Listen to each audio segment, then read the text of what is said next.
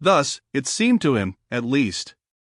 Yet it was true that the lap of the water, just beyond the tent door, still beat time with his lessening pulses when he realized that he was lying with his eyes open and that another sound had recently introduced itself with cunning softness between the splash and murmur of the little waves. And, long before he understood what this sound was, it had stirred in him the centers of pity and alarm. He listened intently, though at first in vain, for the running blood beat all its drums too noisily in his ears. Did it come, he wondered, from the lake or from the woods? Then, suddenly, with a rush and a flutter of the heart, he knew that it was close beside him in the tent, and, when he turned over for a better hearing, it focused itself unmistakably not 2 feet away. It was a sound of weeping. Défago upon his bed of branches was sobbing in the darkness as though his heart would break, the blankets evidently stuffed against his mouth to stifle it. And his first feeling, before he could think or reflect, was the rush of a poignant and searching tenderness. This intimate, human sound, heard amid the desolation about them, woke pity. It was so incongruous, so pitifully incongruous, and so vain. Tears, in this vast and cruel wilderness, of what avail? He thought of a little child crying in mid-Atlantic. Then, of course, with fuller realization, and the memory of what had gone before, came the descent of the terror upon him, and his blood ran cold.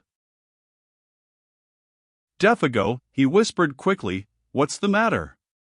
He tried to make his voice very gentle. "Are you in pain, unhappy?" There was no reply, but the sound ceased abruptly. He stretched his hand out and touched him. The body did not stir. "Are you awake?" For it occurred to him that the man was crying in his sleep. "Are you cold?" He noticed that his feet, which were uncovered, projected beyond the mouth of the tent. He spread an extra fold of his own blankets over them. The guide had slipped down in his bed, and the branches seemed to have been dragged with him. He was afraid to pull the body back again, for fear of waking him. 1 or 2 tentative questions he ventured softly, but though he waited for several minutes there came no reply, nor any sign of movement. Presently he heard his regular and quiet breathing, and putting his hand again gently on the breast, felt the steady rise and fall beneath. "Let me know if anything's wrong," he whispered, "or if I can do anything. Wake me at once if you feel queer." He hardly knew what to say. He lay down again, thinking and wondering what it all meant. Défago, of course, had been crying in his sleep. Some dream or other had afflicted him. Yet never in his life would he forget that pitiful sound of sobbing, and the feeling that the whole awful wilderness of woods listened.